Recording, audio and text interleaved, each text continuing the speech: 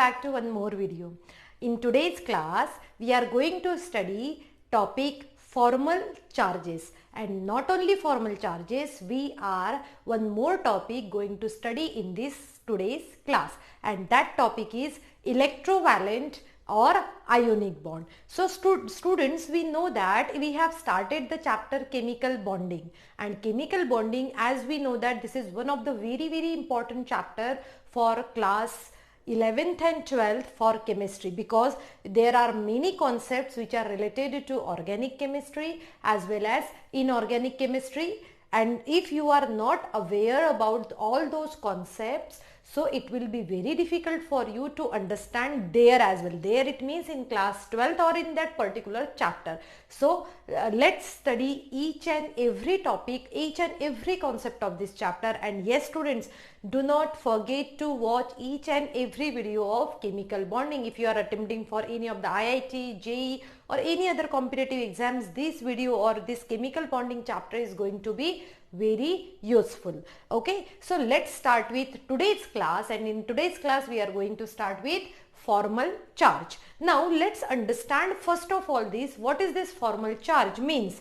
Okay students, see, I have one formula here. I'll write, that is CO3 2 negative or NH4 positive, SO4 2 negative. So student, this we have some polyatomic ions, right? We have some polyatomic ions. In class 9th we studied about this. So in polyatomic ions, it is always in our mind whether this 2 negative, either this 2 negative on oxygen or this 2 negative on carbon, or if I'll talk about positive, so is this positive on nitrogen or is this positive charge on hydrogen? So how we will come to know? We have to discuss about the charges, and student, whatever charge is given on that particular polyatomic ion, actually this charge is a charge of whole it means including sulfur and oxygen. So here we are studying first about the concept of formal charge. So formal charge means what? Formal charge, it means apparent charge. Formal charge means what? It's a apparent charge, not the real one.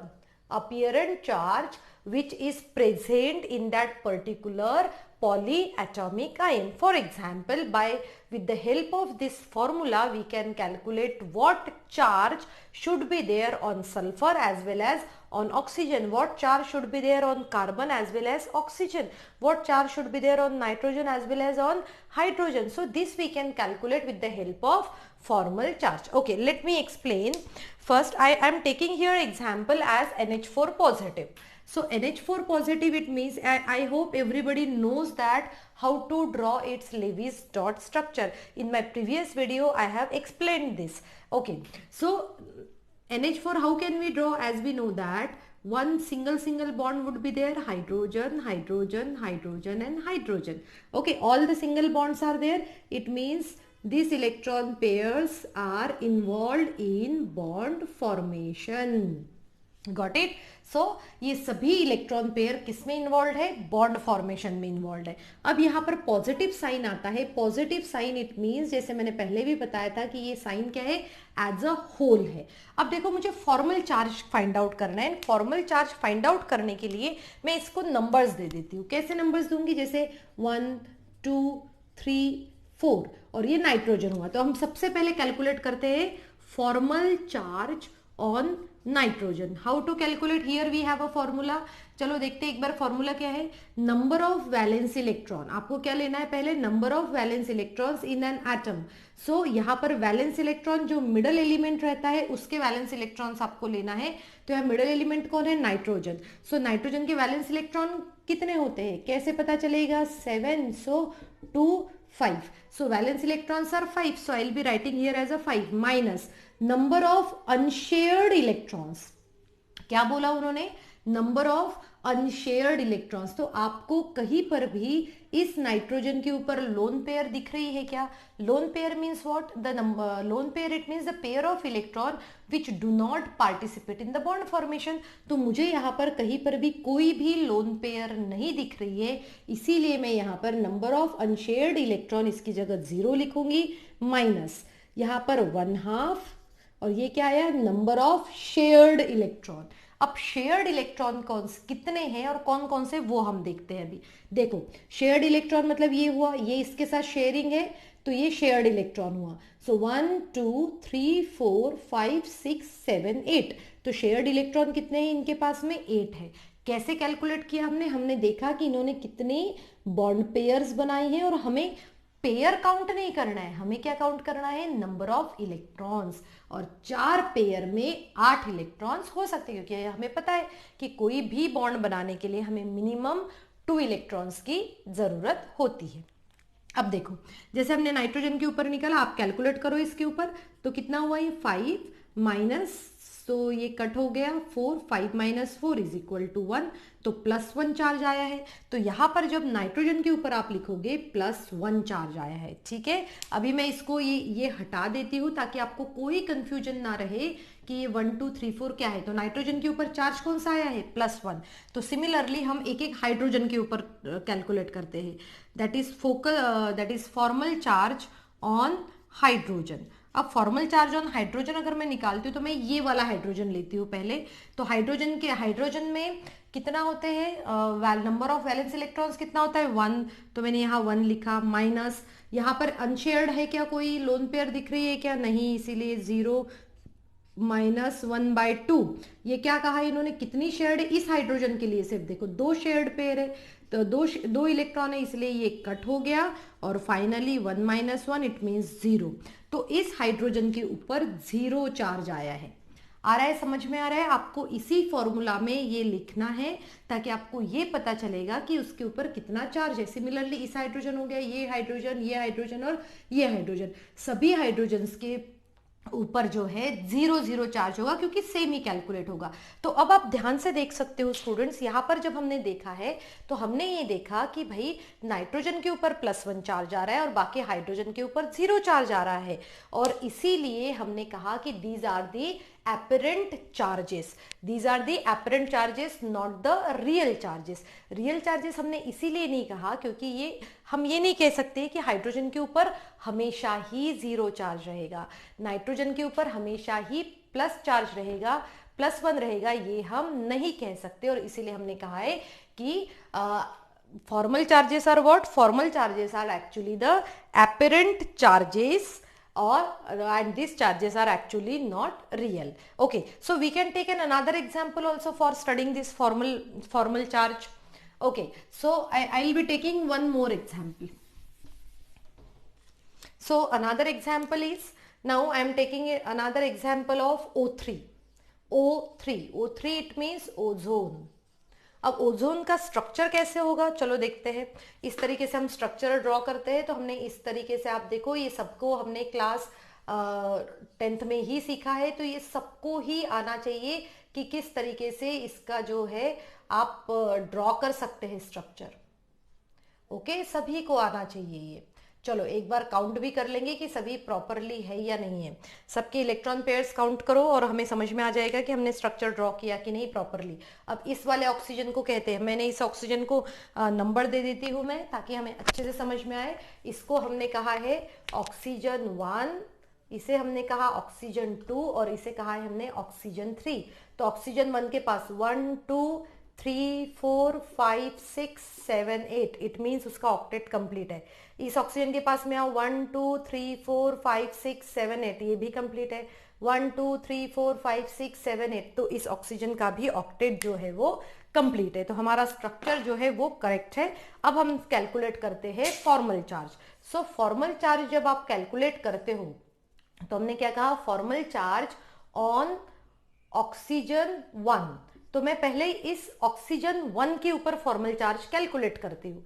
तो देखो चलो formal charge calculate करते हैं हम। इन्होंने क्या कहा है, number of valence electrons in atom. तो O के ऊपर कितने वैलेंस इलेक्ट्रॉन्स होते हैं, 6, minus number of unshared electron. यहाँ पर कितने अनशेयर्ड, ये इसे कहा जाता है लोन पेयर। तो ये कितने अनशेयर्ड इलेक्ट्रॉन से 2, सो 2 माइनस 1/2। अब इन्होंने क्या कहा, number of shared electron. So number of shared electron it means ये दोनों जो है शेयर्ड है, 1 2 3 4 5 6, सो 6 आप इसको कैलकुलेट कर लो तो आपका आंसर आ जाएगा 6 - 5 = 1 और +1। तो हम यहाँ पर मेंशन कर सकते हैं कि ऑक्सीजन 1 के ऊपर कितना चार्ज आया है, +1 आया है। ओके, अब सिमिलरली हम कैलकुलेट कर सकते हैं formal charge on O2।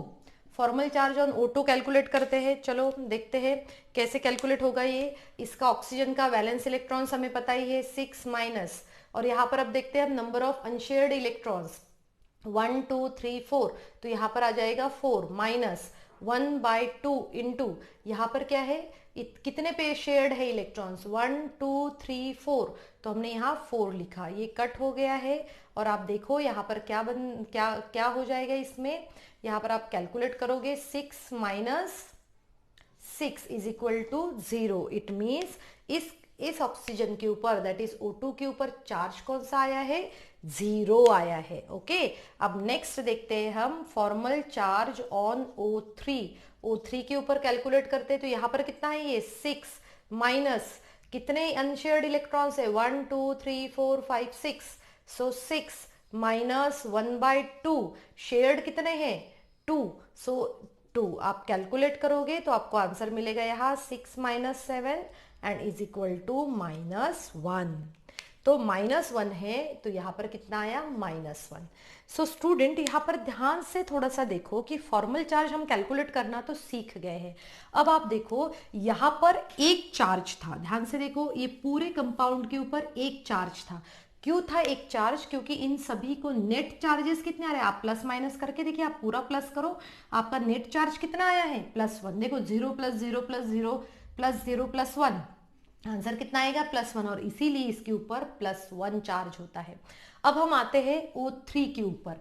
O3 में आप कैलकुलेट करके देखो, 0 +1 -1, तो आंसर कितना आया, 0, और इसीलिए O3 के ऊपर कोई भी चार्ज नहीं होता है। तो हम सिंपल लैंग्वेज में यही कहते हैं कि भाई फॉर्मल चार्जेस क्या होते हैं। फॉर्मल चार्जेस एक्चुअली क्या होते हैं, फॉर्मल चार्जेस जो होते हैं ये एपरेंट चार्जेस रहते हैं कि जब वो किसी कंपाउंड के अंदर इन्वॉल्व रहता है वो पर्टिकुलर एटम। और इसी तरीके से हम ये भी बता सकते हैं कि किस मॉलिक्यूल के ऊपर, किसी ओजोन मॉलिक्यूल के ऊपर या फिर अमोनियम मॉलिक्यूल के ऊपर कितना चार्ज हो सकता है। ये हम कैसे कैलकुलेट करेंगे, bye calculating the formal charge on each atom. So I hope आपको formal charges. Now let's start with the next concept of the same chapter and that one is ionic और electrovalent bond. जैसे हमने ये topic थोड़ा सा class 10th में भी पढ़ा हुआ है, काफी सारे इसके प्रॉपर्टीज जो होते हैं आयोनिक कंपाउंड के वो भी पढ़े हुए, बट हम यहाँ पर एक थोड़ा सा न्यू टॉपिक पढ़ेंगे। ओके, सो आयोनिक या फिर इलेक्ट्रोवैलेंट बॉन्ड किसे कहते हैं हम, जैसे हमें पता है कि भाई अगर कोई आयंस है, जैसे अगर ये Na है, Na किस में कन्वर्ट हो जाएगा, Na पॉजिटिव में। कब कन्वर्ट हो सकता है, जब वो क्या करेगा, लॉस ऑफ इलेक्ट्रॉन करेगा। अगर Cl है, ये भी Cl क्या करता है, Cl नेगेटिव बनाता है। ये ऐसा क्यों बनाता है, क्योंकि वो किसी इलेक्ट्रॉन को गेन करता है। तो इन दोनों सिचुएशन में हम ये देख सकते हैं कि यहाँ पर हमारे पास कैटायन और एनायन फॉर्म हुए हैं, और ये जब कैटायन और एनायन इन दोनों के बीच में जब क्या रहेगा, इलेक्ट्रोस्टैटिक फोर्स ऑफ अट्रैक्शन, दोनों के बीच में इलेक्ट्रोस्टैटिक फोर्स ऑफ अट्रैक्शन जब रहेगा, तो उस इलेक्ट्रोस्टैटिक फोर्स ऑफ अट्रैक्शन को ही कहा जाता है आयोनिक और electrovalent bond. In force of attraction को ही क्या कहा जाता है, आयोनिक और इलेक्ट्रोवैलेंट बॉन्ड। अब देखो जैसे ये बॉन्ड बनता कैसे है, जैसे हमें पता है कि भाई सोडियम के पास में एक ही वैलेंस इलेक्ट्रॉन है यहाँ पर, और क्लोरीन के पास कितने हैं, 7 वैलेंस इलेक्ट्रॉन है। तो ये क्या करता है, एक ट्रांसफर कर देता है। ये क्या कर रहा है, ये कर रहा है ट्रांसफर ऑफ इलेक्ट्रॉन, और जैसे ही इसको ट्रांसफर कर देता है यहाँ पर बनता है Na पॉजिटिव और इसमें बन जाएगा Cl नेगेटिव, और Cl के पास में वो पूरे इलेक्ट्रॉन्स रहेंगे। तो इन दोनों कैटायंस और एनायंस के बीच में जो इलेक्ट्रोस्टैटिक फोर्स ऑफ अट्रैक्शन रहता है उसे कहा जाता है आयोनिक और इलेक्ट्रोवैलेंट बॉन्ड। तो अगर हमें डिफाइन करना है आयोनिक और इलेक्ट्रोवैलेंट बॉन्ड को तो हम कैसे कह सकते हैं, हम कह सकते हैं कि ionic and electrovalent bond are formed by the electrostatic force of attraction or are formed by the transfer of electrons, or we'll say that electrostatic force of attraction between two oppositely charged ion। ठीक है, सो ये होता है electrovalent bond. अब electrovalent bond form कैसे होता है, जैसे देखो यहाँ पर मैं एक और एग्जांपल्स लेती हूँ इसके। जब आप इसके एग्जाम्पल्स लेते हो तो पहला एग्जाम्पल तो हमने यहाँ देख लिया NaCl का। अब सेकेंड एग्जाम्पल लेते हैं हम MgCl2 का। अब Mg में क्या होता है, मैग्नीशियम में 2 होते हैं, तो हमने यहाँ पर क्या किया 2Mg लिख लिया। Cl के पास में क्या है 7 इलेक्ट्रॉन्स है। अब ये क्या करता है, मैग्नीशियम अपने जो है इलेक्ट्रॉन्स किसको दे देगा, यहाँ पर यहाँ लिख लेती हूँ मैं इसको 2Cl लिख लेती हूँ। तो यहाँ पर क्या हो जाएगा, देखो 2 क्लोरीन को मैग्नीशियम ने अपने एक इलेक्ट्रॉन दे दिए हैं, जिसकी वजह से अब मैग्नीशियम ने दे दिया इसलिए मैग्नीशियम के ऊपर 2 पॉजिटिव आ जाएगा। ठीक है, और क्लोरीन जो है इसने क्या किया है, वो इलेक्ट्रॉन्स ले लिए हैं और 2 क्लोरीन है, इसीलिए इसके पास में क्या आ जाता है नेगेटिव। यहाँ पर हम नेगेटिव लिखेंगे और यहाँ आ जाएगा 2 और इसका फॉर्मूला बन जाता है MgCl2। सो इलेक्ट्रोवैलेंट बॉन्ड और आयोनिक बॉन्ड फॉर्म्ड होते हैं जब भी कोई ट्रांसफर ऑफ इलेक्ट्रॉन होता है, और जब ट्रांसफर ऑफ इलेक्ट्रॉन होगा उस कंडीशन में वहां पर इलेक्ट्रोस्टैटिक फोर्स ऑफ अट्रैक्शन भी रहेगा। ये चीज हमें अच्छे से याद रखनी है। एक और कॉन्सेप्ट हम इसमें स्टडी करते हैं और वो कॉन्सेप्ट होता है इलेक्ट्रोवैलेंसी। इलेक्ट्रोवैलेंसी ये किसके लिए होती है, इलेक्ट्रोवैलेंट बॉन्ड के लिए होते हैं। जैसे हमने देखा कि सोडियम क्या करता है, सोडियम एक इलेक्ट्रॉन किसी को दे देता है। क्लोरीन क्या करता है, किसी से एक इलेक्ट्रॉन ले लेता है। यहाँ पर मैग्नीशियम क्या कर रहा है, किसी को 2 इलेक्ट्रॉन दे रहा है। तो ये जो लेन देन चल रहा है वहां पर कोई देता है कोई लेता है, तो इसी को क्या कहा जाता है, electrovalency. It means number of electrons gaining or losing is known as its electrovalency. अगर मुझे कोई पूछता है कि भाई सोडियम की इलेक्ट्रोवैलेंसी क्या है, तो मैं सिंपली कहूंगी 1, क्यों, क्योंकि 1 इलेक्ट्रॉन वो देता है। मैग्नीशियम की इलेक्ट्रोवैलेंसी कितनी है, मैग्नीशियम की इलेक्ट्रोवैलेंसी कितनी होती है 2, क्योंकि वो 2 इलेक्ट्रॉन्स किसी को देता है। एल्यूमिनियम की 3 होती है electrovalency, because electrovalency is the number of electron which atom is gaining और losing to someone. Okay, so I hope आपको इसकी डेफिनेशन और इलेक्ट्रोवैलेंसी जो है वो समझ में आ गई है। अब हम देखते हैं कि कुछ फैक्टर्स जिसके बेसिस पे हम क्या कर सकते हैं, हम इलेक्ट्रोवैलेंट बॉन्ड या फिर आयोनिक बॉन्ड को कंपेयर कर सकते हैं, उसके बारे में स्टडी कर सकते हैं। Let's start with factors affecting electrovalent bond. Electrovalent bond जो है, आयोनिक बॉन्ड जो है, ये किस किस फैक्टर्स पे डिपेंड करता है, या फिर उन फैक्टर्स का होने और नहीं होने की वजह से आयोनिक बॉन्ड पे क्या क्या इफेक्ट होता है, वो अभी हम स्टडी करेंगे। तो सबसे पहला फैक्टर जो हम स्टार्ट कर रहे हैं वो है आयोनाइजेशन एंथैल्पी। हमने प्रीवियस चैप्टर में स्टडी कर चुका है। आयोनाइजेशन एंथैल्पी मींस क्या होता है कि जब हम लूजली बाउंडेड इलेक्ट्रॉन एटम में से और लूजली बाउंडेड इलेक्ट्रॉन को हम बाहर निकालते, उसमें जितनी एनर्जी लगती है उसे हमने कहा है आयोनाइजेशन एंथैल्पी। तो यहाँ पर देखो हम क्या कह रहे हैं, अगर हम इलेक्ट्रॉन को बाहर निकाल रहे हैं मतलब वो किसी को दे रहा है, इलेक्ट्रॉन दे रहा है, तो वो खुद क्या बनाएगा, कैटायन बनाएगा। तो हमने ये कहा कि जब आयोनाइजेशन एंथैल्पी क्या होगी, कम होगी।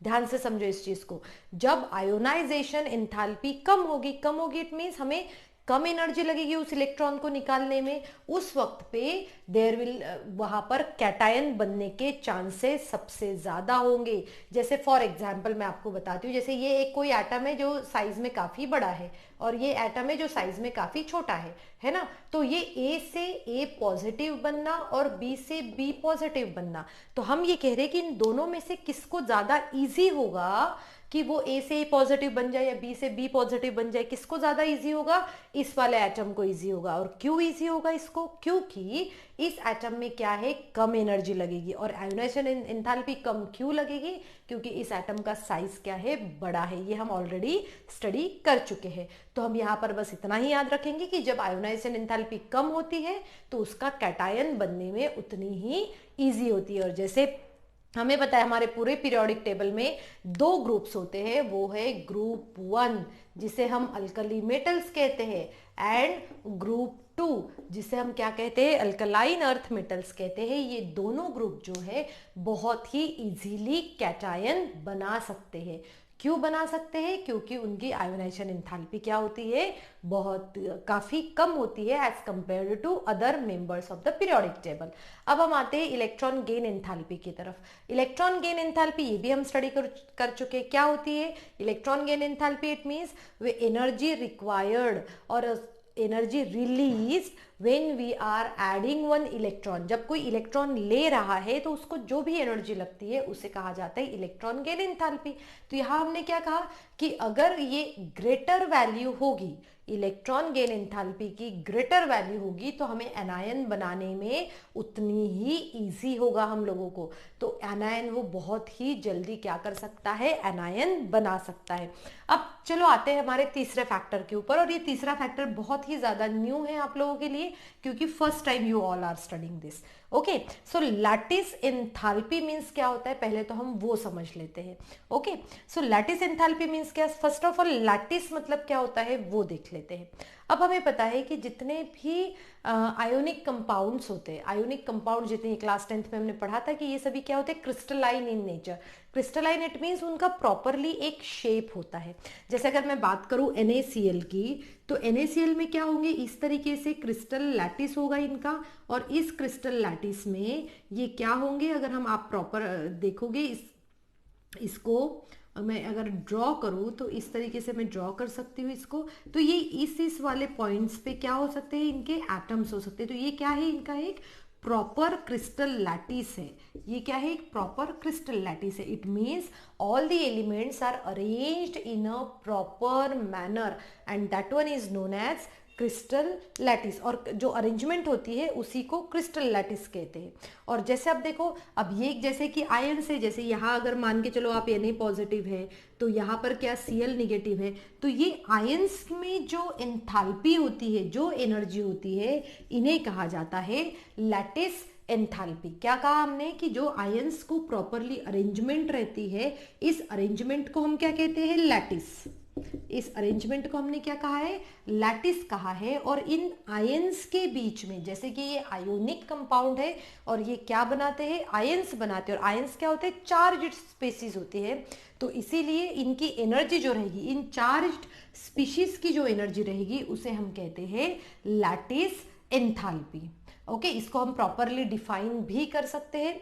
हम कैसे डिफाइन करेंगे, देखो तो हम किस तरीके से डिफाइन कर सकते हैं। देखो हमने क्या कहा यहाँ पे कि energy released when 1 mole of crystalline solid. हमने ये कहा कि एक ऐसी एनर्जी होती है जहां पर वो क्या करते हैं, 1 मोल ऑफ क्रिस्टलाइन सॉलिड को 1 मोल ऑफ क्रिस्टलाइन सॉलिड बनता है, 1 मोल क्रिस्टलाइन सॉलिड बनता है। और वो भी कब बनेगा, जब अपोजिटली चार्ज्ड आयंस जब एक दूसरे के साथ रिएक्शन करेंगे। जैसे यहाँ पर देखो Na पॉजिटिव और Cl निगेटिव है, तो ये Na पॉजिटिव और Cl निगेटिव जब आपस में जुड़ रहे हैं, प्रॉपर शेप बना रहे, तो उस प्रॉपर शेप को बनते समय जो भी एनर्जी रिलीज हो रही है उस एनर्जी को कहा जाएगा लैटिस एंथैल्पी। और लैटिस एंथैल्पी जो रहती है दो फैक्टर्स पे डिपेंड करती है, वो भी हमें पता करना है। अभी यहाँ पे हमने क्या कहा, लैटिस एंथैल्पी 2 फैक्टर्स पे डिपेंड करती है। फर्स्ट जो रहता है वो होता है size of lattice, size of atom, right. और सेकंड जो होता है वो होता है चार्ज। अब साइज ऑफ एटम पे कैसे होता है कि स्मॉलर द साइज, अगर स्मॉलर रहा साइज और साइज कम रहा तो उनमें इंटर आयोनिक अट्रैक्शन भी कैसे रहेगा, कम रहेगा। और अगर इंटर आयोनिक अट्रैक्शन कम है तो उसमें स्मॉलर साइज के साथ में क्या हो जाएगा, स्मॉलर साइज है तो उनकी लैटिस एंथैल्पी कैसे रहेगी, ग्रेटर रहेगी। Smaller size it means lattice enthalpy ज्यादा रहेगी। और चार्ज पे ऊपर कैसे डिपेंड करता है कि अगर मैग्नीट्यूड इज मोर, अगर मैग्नीट्यूड मोर रहा तो उसकी लैटिस एंथैल्पी भी ग्रेटर रहेगी। तो लैटिस एंथैल्पी ग्रेटर कैसे हो सकती है, या फिर हम इसको हम कैसे बता सकते हैं, यहाँ पर साइज ऑफ एटम से अच्छा हम कहेंगे साइज ऑफ आयंस, तो ये ज़्यादा इजी रहेगा हमारे लिए। तो हमने ये कहा कि लैटिस एंथैल्पी 2 फैक्टर्स पे डिपेंड करती है। कौन कौन से 2 फैक्टर्स है वो, एक तो है साइज ऑफ आयंस और दूसरा है charge.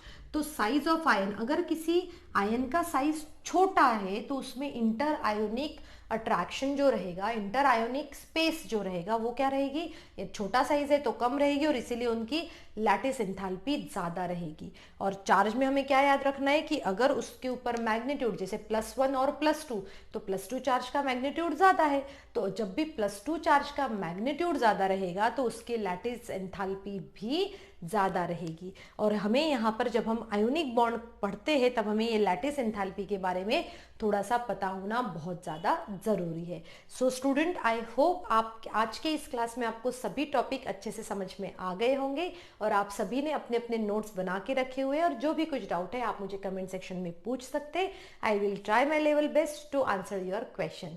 So thank you students and have a good day ahead.